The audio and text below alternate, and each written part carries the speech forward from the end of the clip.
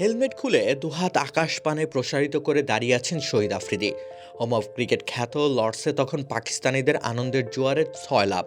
শহীদ আফ্রিদি একাই ম্যাচ জেতাতে পারেন, সেই বিশ্বাসের স্তম্ভ পোক্ত হয়েছিল 2009 সালের টি-20 বিশ্বকাপের ফাইনালে।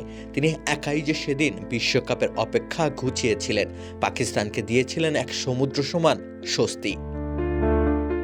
বছর 2 আগে ভারতের কাছে অল্পের জন্য শিরোপা খোয়া যায় পাকিস্তানের। মিসবাউল হক সেই স্কুপ শটটা সম্ভবত না খেললেই পারতেন। সেই দগদগে ক্ষত হৃদয়ে লালন করেই টি-20 বিশ্বকাপের দ্বিতীয় আসরে পদার্পণ করে পাকিস্তান। ইংল্যান্ডের বুকে ফাইনালের আগে আর কোথাও প্রথম হতে পারেনি ইউনুস খানের পাকিস্তান। প্রথম রাউন্ডে গ্রুপ পর্বের রান রেটের হিসেবে দ্বিতীয় অবস্থানে ছিল দল। এরপর দ্বিতীয় রাউন্ডে সেই বিশ্বকাপের রানার্স আপ শ্রীলঙ্কাও ছিল তাদের সাথে একই গ্রুপে। ফাইনালের আগে শ্রীলঙ্কা পাকিস্তানের মোলাকাত হয়েছিল বটে, সেখানে পাকিস্তানের সেই পুরনো রোগ মুহূর্তের মধ্যে ব্যাটিং দুর্গ ধুলোয় পরিণত হয়েছিল। 151 রানের লক্ষ্য ছুড়ে দিয়ে শ্রীলঙ্কা ম্যাচটি জিতে নেয় 15 রানের ব্যবধানে। এরপর অবশ্য ঘুরে দাঁড়ায় ইউনুস খান ও তার দল। নিউজিল্যান্ড ও আয়ারল্যান্ডকে ভূপাতিত করে গ্রুপ রানার্স আপ হয়ে সেবার সেমিফাইনালে টিকিট কেটেছিল পাকিস্তান। অপর গ্রুপের চ্যাম্পিয়ন দক্ষিণ আফ্রিকা ডিফেন্ডিং চ্যাম্পিয়ন ভারতকে হারিয়েছিল ভীষণ উজ্জীবিত। কিন্তু পাকিস্তানের সামনে খেই হারালো।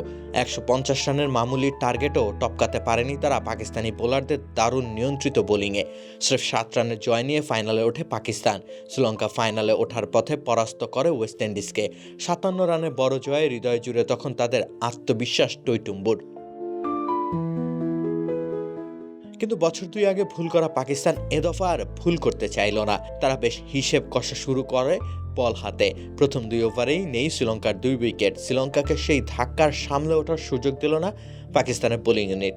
রানের নদী শুকিয়ে ফেলার পাশাপাশি ক্রমাগত উইকেট শিকারের যাত্রা অব্যাহত রাখেন আব্দুল রাজ্জাক, উমর গুলরা। এর মাঝে দাঁড়িয়ে লঙ্কান সিপাহী কুমার সাঙ্গাকারা লড়ে যান একটা প্রান্ত আগলে রেখে। শেষ দিকে তার সাথে যুক্ত হন অ্যাঞ্জেলো ম্যাথুস। দুইজনের যুগলবন্দিতে 138 রান অবধি পৌঁছাতে সক্ষম হয় শ্রীলঙ্কা। বিশ্বকাপের ফাইনালে যে লক্ষ্যমাত্রা যথেষ্ট না, আবার স্নায়ুচাপ প্রতিপক্ষের উপর চাপিয়ে দিতে পারলে হয়েও যেতে পারত যথেষ্ট। পাকিস্তানের মস্তিষ্ক জুড়ে আগের ফাইনালের বিষাদের স্মৃতি যে তখনও স্পষ্ট। 63 রানে 2 উইকেট হারায় পাকিস্তান। গোটা বিশ্ব তখন অপেক্ষায় আরও এক বিপর্যয় দেখার। কিন্তু বিপর্যয়কে বুড়ো আঙুল দেখিয়ে শহীদ আফ্রিদি বাজালেন আক্রমণের দামামা। 40 বলে 54 রানের ইনিংসটি এ দফা আর পাকিস্তানকে কক্ষচ্যুত হতে দেয়নি। টি-20 বিশ্বকাপের দ্বিতীয় শিরোপা দখলে নেয় পাকিস্তান। 8 উইকেট আর 7 বল বাকি রাখতেই জয়ের বন্দরে পৌঁছে যায় পাকিস্তান। এ দফা আর ট্র্যাজিক হিরো হতে হয়নি শহীদ আফ্রিদিকে। পাহাড় সম গ্লানি মাথায় নিয়ে তাকে ছাড়তে হয়নি মাঠ, যেমনটি ছেড়েছিলেন মিসবাউল হক। রাকিব হোসেন রুম্মান, খেলা 71।